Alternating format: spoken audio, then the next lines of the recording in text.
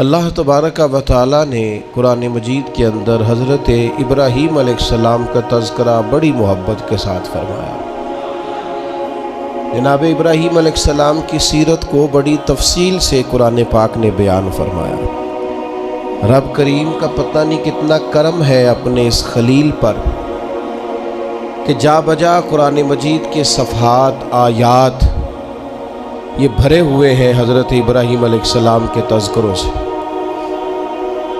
پھر ایک اور انفرادی پہلو قرآن مجید میں ہمیں نظر آتا ہے کہ جناب ابراہیم علیہ السلام نے اپنے رب کریم کی بارگاہ میں جو دعائیں مانگی ہیں نا، ان دعاؤں کو اللہ تعالیٰ نے بڑے اہتمام سے قرآن پاک میں بیان فرمایا۔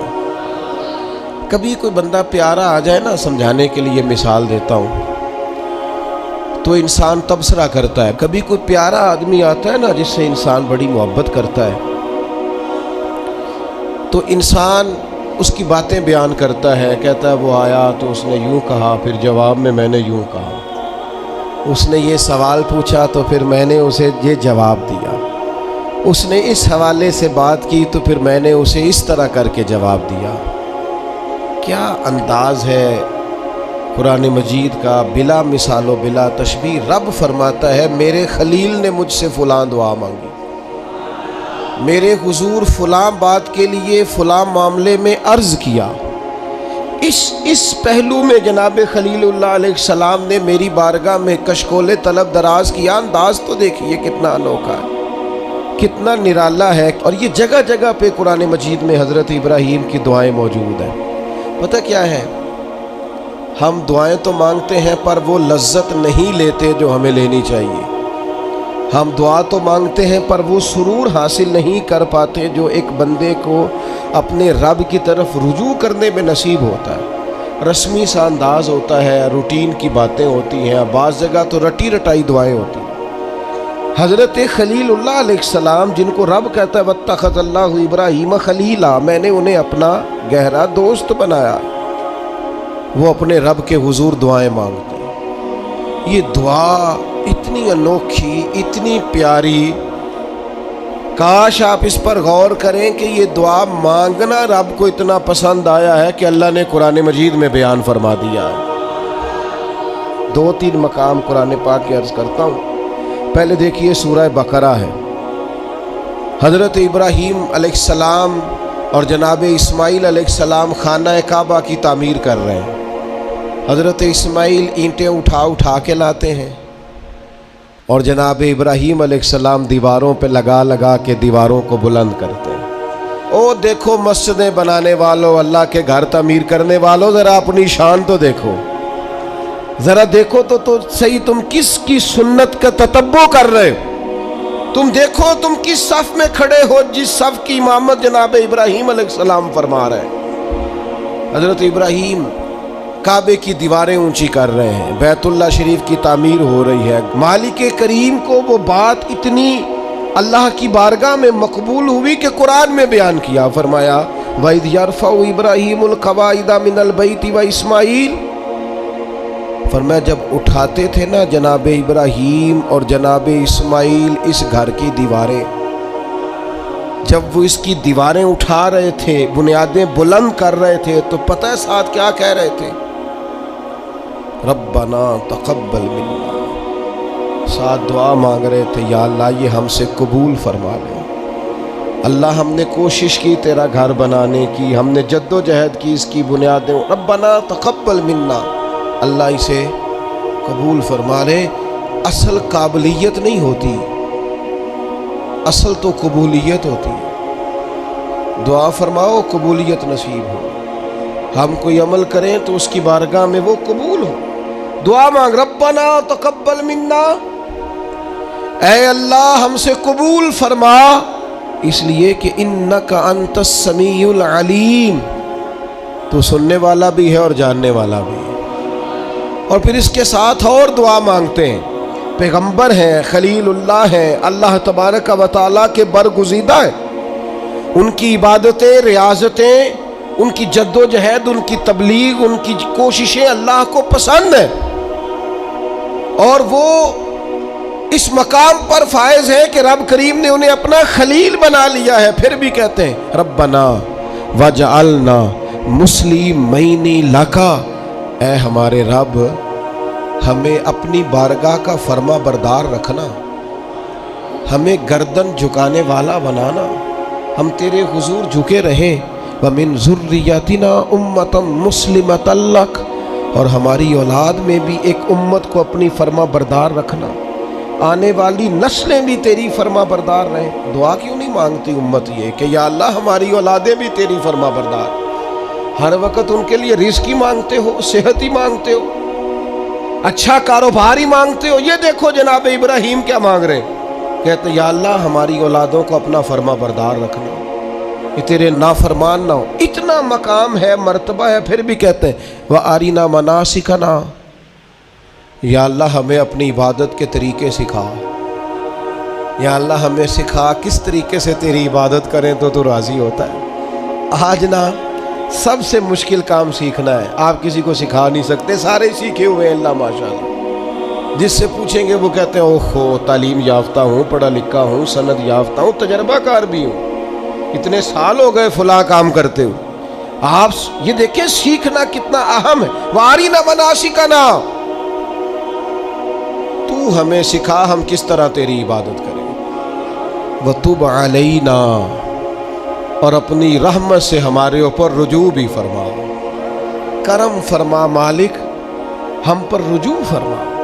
اتنے بڑے ہیں حضرت ابراہیم خلیل، پر دعا مانگ رہے ہیں یا اللہ ہمیں فرما بردار بنا، اپنی عبادت کے طریقے سکھا۔ تو وہ جو لوگ جنہوں نے طے کر لیا ہے کہ بس ہم سب کچھ سیکھ چکے ہیں، ہم تو فارغ التحصیل ہیں، ہم تو بڑے قابل ہو گئے، اوہو ہم سے سیانا بھی کوئی دوسرا ہوگا، وہ ذرا اس سے سیکھے نا۔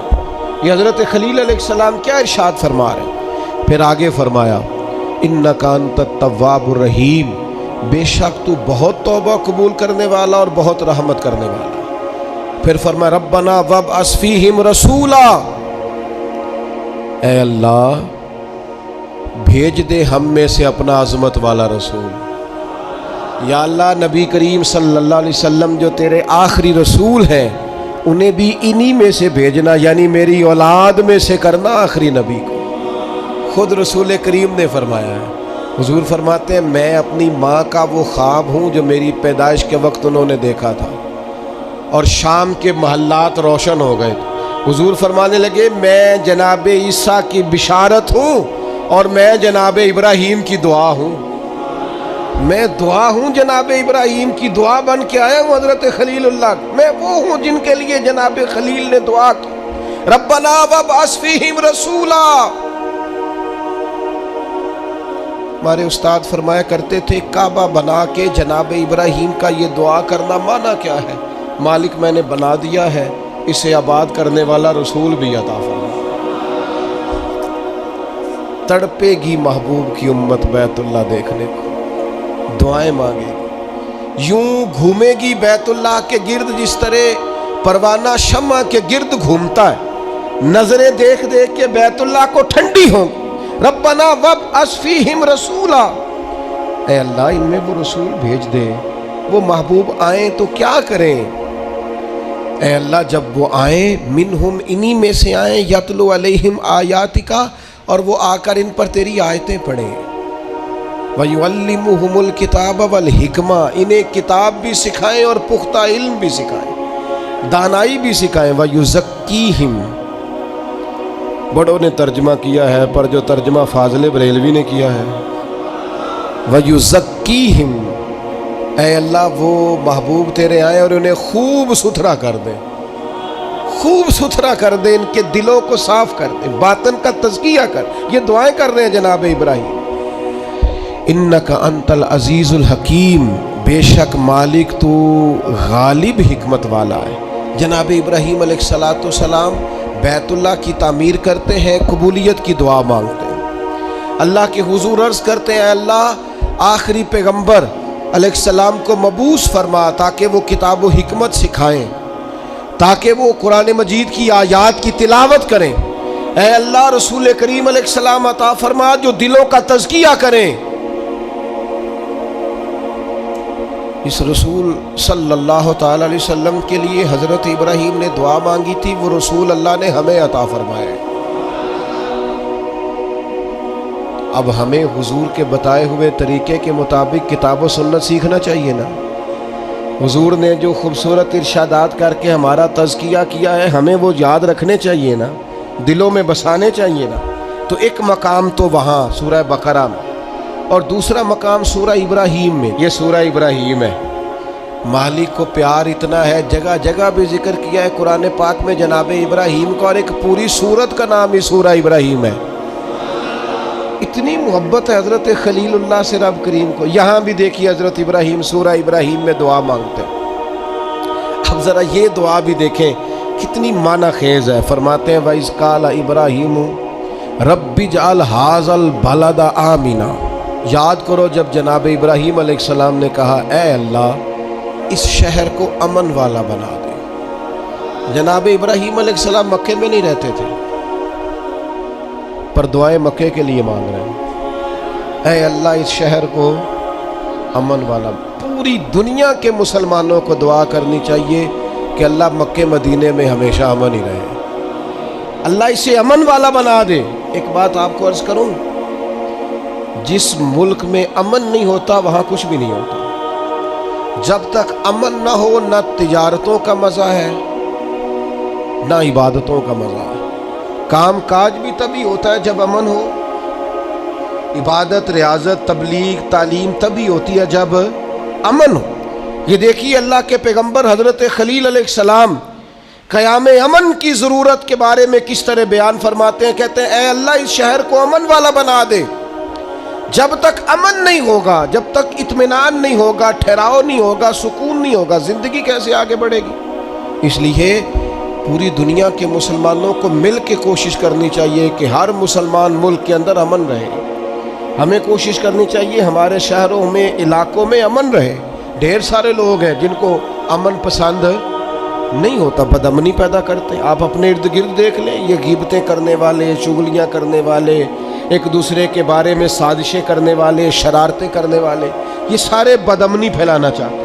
اور جناب ابراہیم کیا کہتے ہیں وَإِذْ قَالَ إِبْرَاهِيمُ رَبِّ اجْعَلْ هَٰذَا الْبَلَدَ آمِنًا۔ حضرت ابراہیم علیہ السلام نے عرض کیا اللہ اس شہر کو امن والا بنا دے، وَاجْنُبْنِي وَبَنِيَّ أَن نَّعْبُدَ الْأَصْنَامَ، اللہ مجھے اور میرے بیٹوں کو بتوں کے پوجنے سے بچا لے۔ دنیا میں وہ بندہ بچ گیا جس کا عقیدہ محفوظ ہو گیا۔ سب سے زیادہ قیمتی خزانہ اس بندے کے پاس ہے جس کی اولاد کے عقیدے ٹھیک ہیں، جو اسلام پر پختہ ہے۔ آج ملحد آگے ہیں، ملحد بے دین، جو ذہنوں میں سوال چھوڑتے ہیں معاذ اللہ، ہماری نئی نسل کو گمراہ کرنا چاہتے ہیں، دین سے دور کرنا چاہتے ہیں۔ اپنے بچوں کے قریب بیٹھا کرو، ان کی باتیں سنا کرو، ان کی سوچیں دیکھا کرو۔ تھوڑے دن پہلے ایک بچہ مجھے پوسٹ دکھانے لگا، کہنے لگا یہ دیکھیں ایک بندے نے پوسٹ کی ہے، کروڑوں اربوں روپیہ تم جانوروں کو قربان کرنے پہ لگا دیتے ہو، یہ غریبوں کو دے دو، لوگوں کے گھر بن جائیں، بچیوں کی شادیاں ہو جائیں۔ پتہ نہیں لوگوں کو ہر دینی کام پہ غریب کیوں یاد آتے ہیں، یاد آ جاتے ہیں۔ میں نے انہیں کہا میں دیہاتی آدمی ہوں، ہمارے ڈیرے کے ساتھ ایک ڈیرا ہوتا تھا، چاچا جی بشیر صاحب نے نا ہر سال وہ بیل پالتے تھے بیچنے کے لیے، غریب آدمی تھا، اور کہا کرتا تھا اس دفعہ میرے جانور بڑے اچھے ہیں، یہ صحیح بک گئے تو 2 بیٹیوں کی شادی کروں گا۔ پال کر بیچنے والے بھی غریب کم ہیں، جو کاروبار کرتے ہیں بڑے فارم بناتے ہیں، پال کر بیچنے والے بھی غریب، اور جو کسائی ذبح کرتے ہیں وہ کون ہوتے ہیں؟ او میرا سارے انو بڑا گوشت باندھے کہندے ڈاکٹر ڈکیا ہے، وہ تو کھائیں گے مرغی یا بکرا، اے جننے ویڑے پل دے جے ماڑے ہی کھانے نے۔ اس لیے یہ جو روغن خیال ہے نا، کہتے ہیں قربانی نہ کرو غریبوں کو دے دو، ان کو فکر نہ کرو، یہ غریبہ ہی کھانی ہے ساری۔ امیرہ نو تے بند دے سارے انو، جس سے پوچھو کہندے میں نو ڈاکٹر نے بند کیتا ہے، تو بھائی غریبوں کا کھلا ہے اللہ کے فضل سے، وہ انشاءاللہ کھائیں گے، بلکہ ان کے لیے صحیح کر کے کھلتا ہی بڑی عید والے دن ہے، تو آپ ان کا بھی بند کرنا چاہتے ہیں۔ اس لیے حضرت ابراہیم کی یہ دعا کہ یا اللہ بتوں سے ہمیں بچا، ہماری اولادوں کو بچا، وہ تو بچے ہوئے تھے. یہ دعا ہی ہماری تعلیم کے لیے، بچوں کی نگرانی کرو، ان کا خیال رکھو، یہ کسی بے دین بد عقیدہ کے پاس نہ جائیں. ان کی زبانوں پہ جب بھی نام آئے یا خدا کا ذکر کریں یا مدینے والے پہ درود و سلام پڑھیں. یہ کبھی جناب ابو بکر کی بات کریں، یہ کبھی عمر کی بات کریں، یہ کبھی سیدنا عثمان کی کریں، یہ کبھی مولا علی کی کریں. یہ بار بار کہیں کیا بات رضا اس شمنستان کرم کی، زہرا ہے کلی جس میں حسن اور حسین پھول.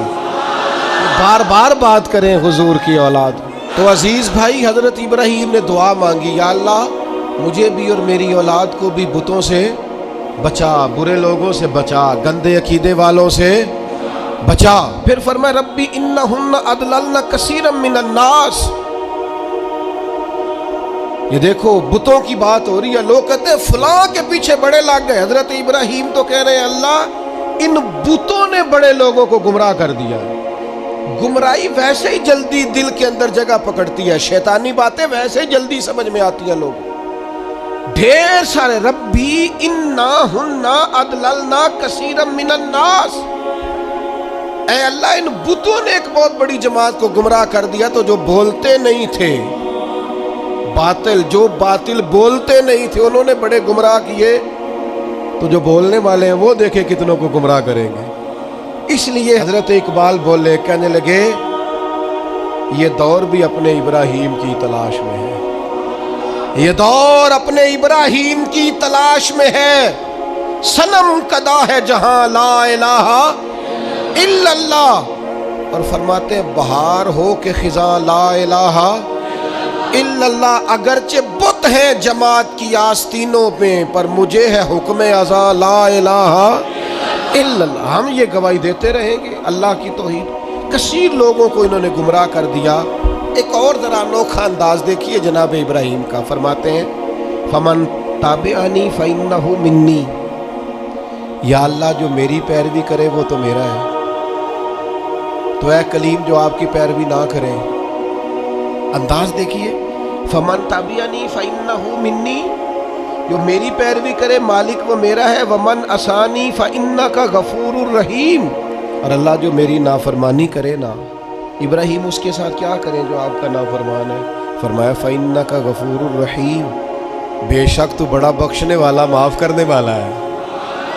جو فرما برداری کرے وہ تو میرا ہے، اور مالک جو نافرمانی کرے تو بڑا مہربان ہے، تو معاف کرنے والا ہے. یہاں ہم کہتے ہیں جو نافرمانی کرے، جو ہمارا نافرمان ہو وہ کسی کام کا نہیں، مارو سزا دو. فرمایا جو میرا نافرمان، مالک تو غفور الرحیم ہے، تو مہربانی کرنے والا ہے. آپ یقین کریں مر جانے کو جی چاہتا ہے. جناب ابراہیم کی دعائیں، فَمَا رَبَّنَا إِنِّي أَسْكَنْتُ مِنْ ذُرِّيَّتِي بِوَادٍ غَيْرِ ذِي زَرْعٍ عِنْدَ بَيْتِكَ الْمُحَرَّمِ. اے اللہ میں نے اپنی کچھ اولاد کو نا ایک ایسی وادی میں ٹھہرایا ہے جہاں کھیتی نہیں ہوتی، جو سرسبز و آباد نہیں، بنجر زمین ہے، وہاں میں نے ٹھہرایا ہے. پر عند بیتک المحرم، ٹھہرایا ہے تیرے حرمت والے گھر کے پاس. حضرت ابراہیم علیہ السلام کو حکم ہو گیا کہ بیٹے کو اور بیوی کو بیت اللہ چھوڑا. اولاد بزدل کر دیتی ہے بھائی. چند سالوں کے لیے پردیس لوگ جاتے ہیں تو روتے ہوئے جاتے ہیں. غیر معینہ مدت کے لیے جناب ابراہیم اپنے لخت جگر کو، اور بیٹا بھی عام نہیں، حضرت اسماعیل علیہ السلام اتنے سونے تھے کہ ان جیسا خوبصورت کوئی نہیں. جناب ہاجرہ کو اور بیٹے کو تھوڑی سی کھجوریں دے کے، مشکیزہ پانی کا دے کے بیت اللہ کے پاس بِوَادٍ غَيْرِ ذِي زَرْعٍ، قرآن کہتا ہے ایسی وادی جہاں کھیتی نہیں ہوتی، بنجر جگہ، چھوڑا جناب ابراہیم نے. پلٹنے لگے تو جناب ہاجرہ دامن تھام کے کہنے لگی بیٹے کو چھوڑ کے جا رہے، پتر کو چھوڑ کے جا رہے، مجھے چھوڑ کے جا رہے. حضرت ابراہیم چپ ہے. میری بہنوں، اپنے شوہروں سے سوال پوچھنے والیوں نہیں ہوتے کچھ سوالوں کے جواب شوہر کے پاس. اپنے بزرگوں سے سوال پوچھنے والے بیٹوں نہیں کچھ سوالوں کے جواب ہوتے. روز اپنے بڑوں کو کٹہرے میں کھڑے کرنے والوں کوئی سوالوں کے جواب نہ پوچھا کرو. کچھ راز ایسے ہوتے ہیں جن کے بارے میں نہ گفتگو کرو. پوچھا خاتون کیوں چھوڑ کے جا رہے ہو؟ جناب ابراہیم چپ ہے. پھر پوچھا کیوں چھوڑ کے جا رہے ہو؟ وہ خاموش ہے. کیونکہ بات ہی بڑی انوکھی ہے. بیٹے کو چھوڑ آنا، بیوی کو چھوڑ آنا ایسی جگہ جہاں کھیتی کوئی نہیں، پانی کوئی نہیں. پھر حضرت ہاجرہ خود ہی بولی، فرمانے لگی آپ چھوڑ کے جا رہے ہیں، یہ رب کا حکم ہے. تو حضرت خلیل کہنے لگے ہاجرہ اللہ کا حکم ہے. تو تسلی حضرت ابراہیم نے دینی تھی نا کہ ہاجرہ فکر نہ کرنا، رب کا حکم ہے، تو گھبرانا نہ، یہاں خیر ہوگی. جب حضرت ہاجرہ نے سوال کا جواب لیا اللہ کا حکم ہے کہ اللہ کا حکم ہے، اب حضرت ہاجرہ بولتی ہیں اور جناب خلیل سے عرض کرتی ہیں ہماری فکر نہ کرنا، اس لیے کہ جس رب نے کہا ہے نا یہاں چھوڑ جاؤ وہ بڑا کریم ہے، وہ ہمیں ضائع کبھی نہیں کرے گا. وہ کر تو صحیح نا تو یہ بھروسہ اپنے رب. سیکھ جناب اسماعیل کی والدہ جناب ہاجرہ سے، سیکھ جناب ہاجرہ سے اللہ پہ بھروسہ کرنا. اللہ کبھی ہمیں ضائع.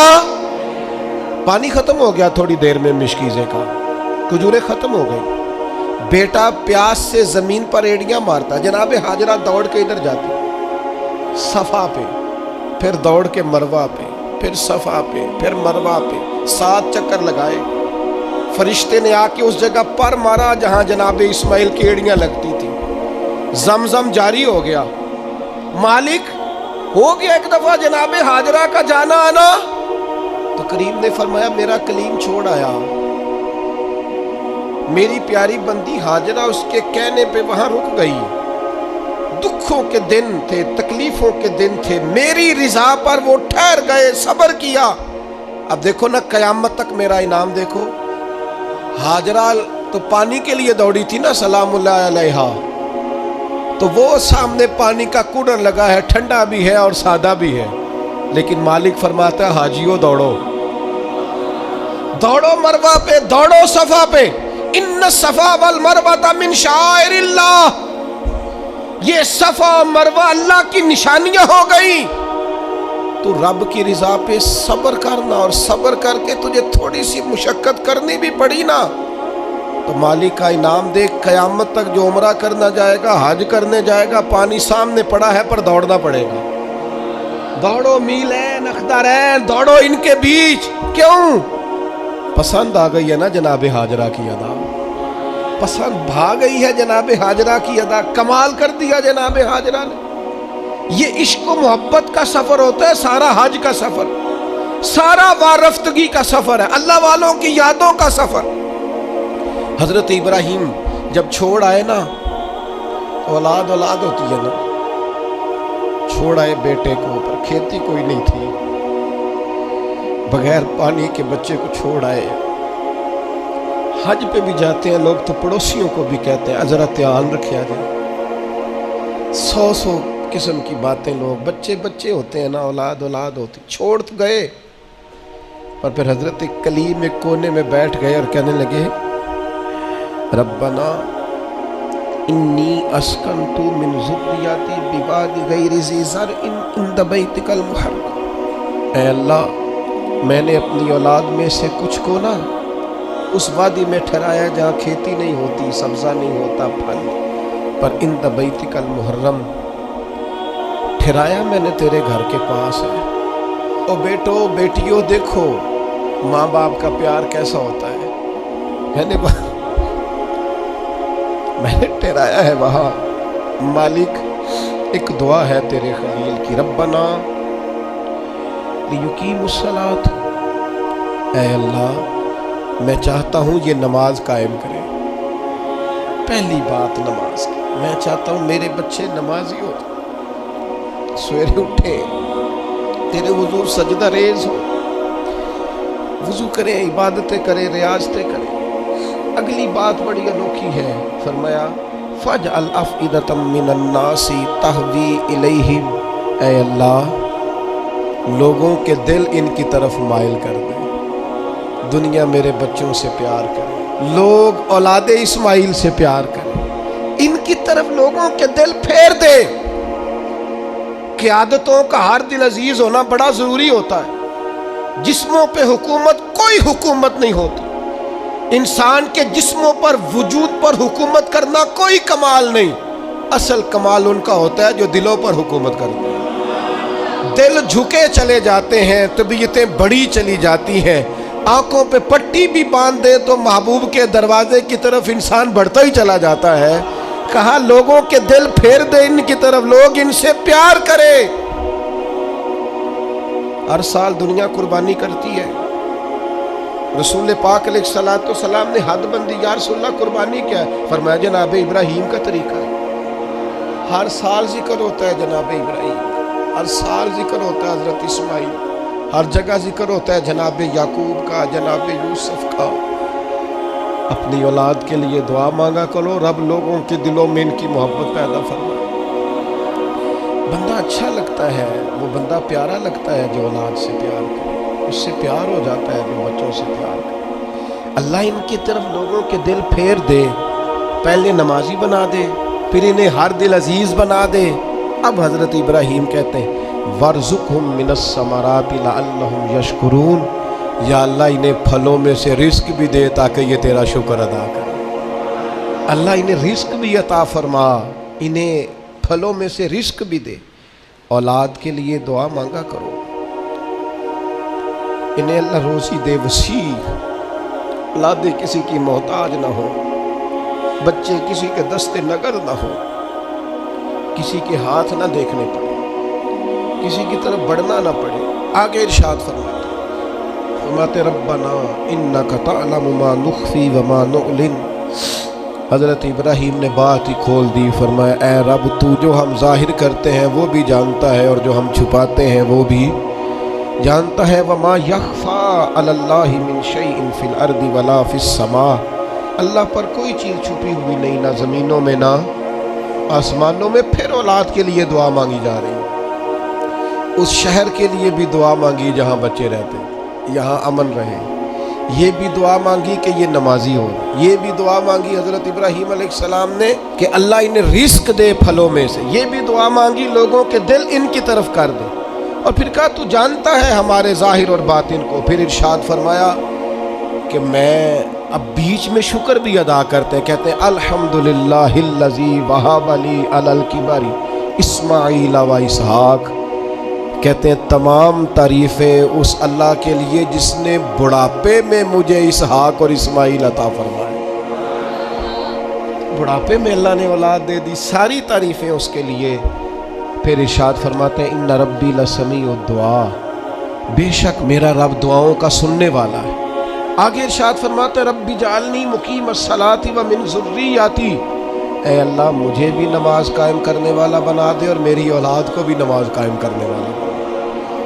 کیا ہی مزہ ہے اگر باپ بیٹا ایک صف میں کھڑے ہو کے نماز پڑھیں، کیا ہی لطف آئے اگر باپ بیٹا کٹھے احرام باندھ کے طواف کریں، کیا مزہ ہی آ جائے اگر کبھی باپ بیٹا بیٹیاں اہل خانہ سارے کٹھے حضور کی بارگاہ میں حاضر ہوں۔ کیا نرالا انداز، مجھے بھی نمازی بنا دے اور میری ربنا وتقبل دعا، یا اللہ ہماری اس دعا کو قبول فرما لے، اس دعا کو قبول۔ ربنا اغفر لی والی والدی، پچھلی ساری دعائیں اولاد کی۔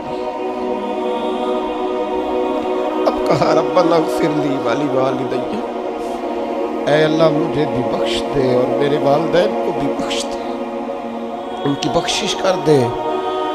وللمؤمنین یوم یقوم الحساب، اور جس دن تو حساب لے اس دن تمام مومنوں کی بخشش فرما دے، اللہ سب کو بخش دے حساب والے دن۔ سورۃ شعراء میں آتا ہوں اور یہاں سے 2-3 آیات عرض کر کے اپنی بات سمیٹتا ہوں۔ اللہ تعالیٰ نے اس صورت میں جناب ابراہیم کی اور دعاؤں کا ذکر فرمایا حضرت ابراہیم نے دعا مانگی ربی حب لی حکما والحقنی بالصالحین، اے اللہ مجھے علم و عمل عطا فرما اور مجھے نیک لوگوں سے ملاقات کرا، علم و عمل دے اور جو صالحین ہیں ان سے ملا۔ بڑا خوش نصیب ہوتا ہے وہ شخص جسے علم بھی ملے، عمل بھی ملے اور پھر صالحین کی صحبت بھی ملے، نیک لوگوں کی جسے سنگت نصیب ہو۔ اچھے لوگوں کے پاس، وہ گلی میں کچھ سنگترے بیچ رہا تھا نا، تو درویش اندر بیٹھے تھے تو آواز لگا رہا تھا اچھے سنگترے، اچھے سنگترے، اچھے سنگترے۔ تو بابا جی کو اندر ہی وجد ہو گیا۔ کسی نے کہا یہ کیا ہوا؟ فرمانے لگے وہ کہہ رہا ہے جنہ دے سنگ چنگے سانو ترے، اچھے سنگ ترے، جنہ دے سنگ اچھے سانو ترے۔ جناب ابراہیم کی دعا دیکھو، فرماتے ربی حبلی حکمم والحقنی بالصالحین، اے اللہ حکم عطا فرما، مانا مفسرین نے کیا علم و عمل عطا فرما، اور اے اللہ مجھے ان سے ملا دے جو صالح لوگ ہیں۔ یہ دعا مانگتے ہیں۔ پھر کہتے ہیں اے اللہ جو لوگ میرے بعد آئیں نا ان میں میری سچی ناموری رکھنا۔ اے اللہ بعد والے پچھلے ہمارا ذکر کریں تو ذرا اچھے لفظوں کے ساتھ کریں، ہمارے بعد ہمارا ذکر ہو تو خیر کے ساتھ ہو۔ ہماری تعلیم کے لیے جناب ابراہیم دعا کرتے ہیں، فرماتے ہیں کہ پیچھے اس طرح کا چھوڑ کے جانا کہ تمہیں خیر کے ساتھ یاد کیا جائے، یعنی تم کہیں بیٹھو تو لوگ کہیں کیا بات ہے، اور اٹھ کے جائیں تو لوگ کہیں کیا بات ہے۔ لوگوں کے بیچ ہماری اچھی ناموری ہو۔ جناب ابراہیم دعا مانگتے ہیں۔ جناب ابراہیم کہتے ہیں وَجَعَلْنِي مِنْ وَرَثَةِ جنت النعیم، یا اللہ ان لوگوں میں سے کر دے جو جنت نعیم کے وارث ہیں۔ ہمارے تعلق بنا پر جنتیوں سے بنا، ہمیں ان سے جوڑ دے جو چنگیاں دے لڑ لگی ساں تے چولی چ پھول پئے۔ تو ایک دن پیڑیاں نال میں رل گئی تے میرے اگلے بھی ڈول گئے۔ کہا اے اللہ ان میں سے کر دے جو جنت نعیم کے وارث ہے، اور فرمایا وَلَا تُخْزِنِي يَوْمَ يُبْعَثُونَ، یا اللہ اس دن رسوا نہ کرنا جس دن لوگ قبروں سے اٹھائے جائیں۔ اللہ دنیا میں پردہ رکھا ہے تو قیامت میں بھی۔ میں آپ کو ایک راز کی بات بتاؤں، مومنوں کا پردہ رہ جانا ہے قیامت میں۔ عقیدہ ٹھیک رکھیں، اللہ سے ڈرتے رہیں، توبہ کرتے رہیں، گناہوں سے بچنے کی کوشش کرتے رہیں، لیکن پردہ انشاءاللہ۔ اور بھی بڑی جگہوں پہ حدیث ہے، پر قاضی ثناء اللہ صاحب پانی پتی رحمۃ اللہ علیہ نے جو لکھی ہے نوکھی لکھی ہے۔ کہتے حضرت عبداللہ ابن عمر کو لوگوں نے کھڑا کر کے پوچھا تھا وہ آپ کے کان میں حضور نے کیا بتایا تھا،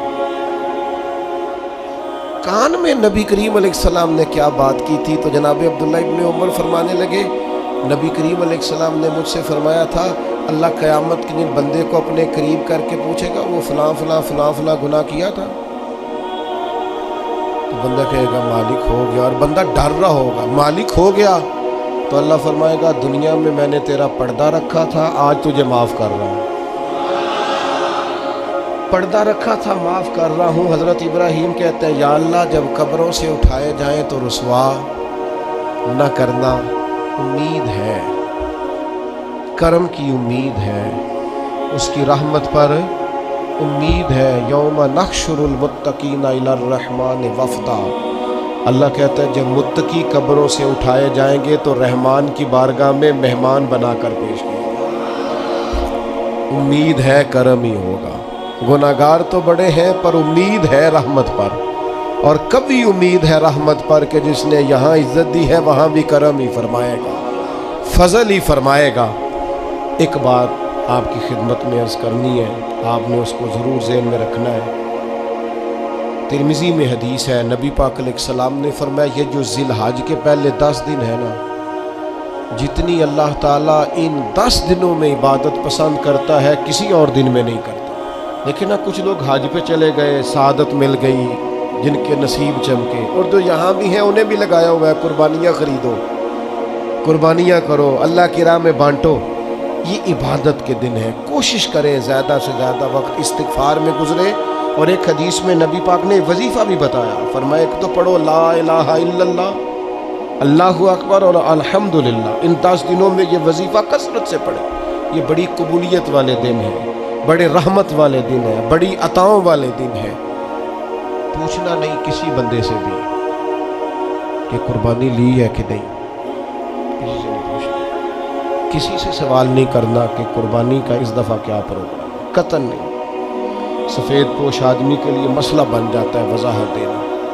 جب اللہ تعالیٰ نے سب پر فرض نہیں کی تو ہم کیوں تفتیش کرتے پھریں؟ ایک ایک تو سوال نہیں کرنا، دوسرا خود سے دیکھ لیں کس نے خرید لیا ہے کس نے نہیں خریدی۔ انہوں نے نہیں خریدی ان کی لسٹیں بنائیں، لائنیں لگا کے گوشت نہیں بانٹنا، کوشش کرنی ہے دروازے تک دے کے آئے۔